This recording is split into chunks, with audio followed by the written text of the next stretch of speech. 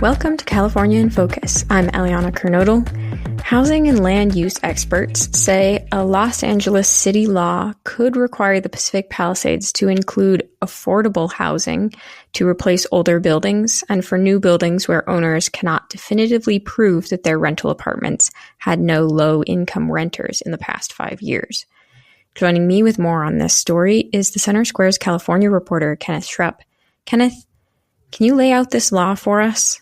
Hey, contrary to a lot of claims circulating online, the Pacific Palisades, which is ruled by the city of Los Angeles, will be required to build a lot of low-income housing to replace what was burned down.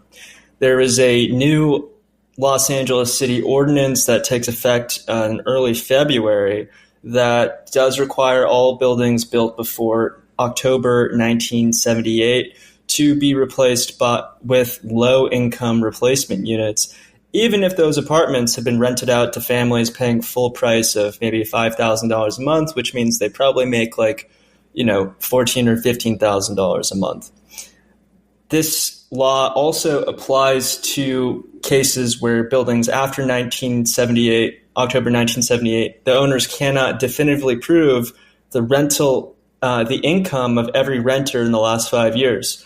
For every renter whose income they did not properly maintain records of for the past 5 years, the city is going to assume that there's a similar proportion of very low income and low income renters as the rest of the entire city of Los Angeles.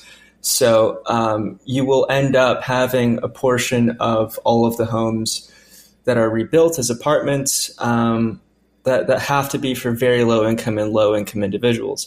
It's worth noting that very low income and low income applies not relative to the incomes in the Palisades, where the median household income is about $160,000, but for the entire citywide median household income. So for very low income, that's about $50,000 a year of household income for a family of four. And for just lower income, that's about $80,000 for a year for a family of four, which means that these apartments would have to rent at about $2,000 a month for low income and about $1,300 a month for very low income. Because construction costs are going to be very high for rebuilding, contrary to these price gouging rules, you are allowed to raise your prices by more than 10% if you can prove that your cost of business went up by more than 10%. And you have records showing that you're just paying more for goods.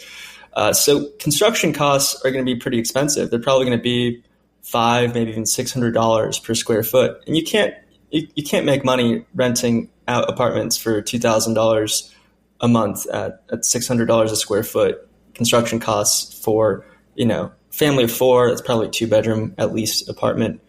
That doesn't make sense. So what's going to happen is a lot of these lots are going to be vacant because you're only allowed to rebuild on them if you're putting in this low-income housing. But if the numbers don't make sense and you can't afford to build it, it's just going to be empty. Unless, of course, the government steps up and decides that they want to fund a lot of low-income housing in the Pacific Palisades with millions of dollars of grants or extremely low interest rate loans, which is possible, but you have to ask, why do they need to do this? Are there any other potential impacts of this law?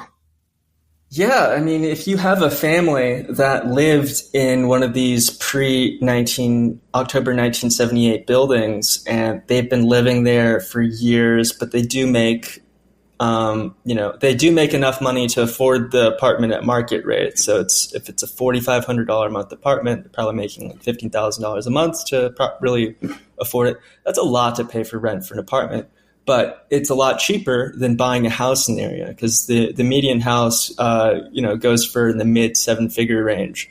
So even a very high income family can only afford to rent a small apartment in the area. They won't be allowed to rent apartments at that same address if they're one of those older rent-controlled units built before 1978. They won't be able to come back because they make too much money. So where are they going to live? Well, they're going to have to go move somewhere else. And that means for a lot of these families, a lot of people who grew up in the Palisades, that means having to abandon the community that has been theirs for a really long time. Well, Kenneth, thank you for your insights on this story. Listeners can keep up with this story and more at thecentersquare.com.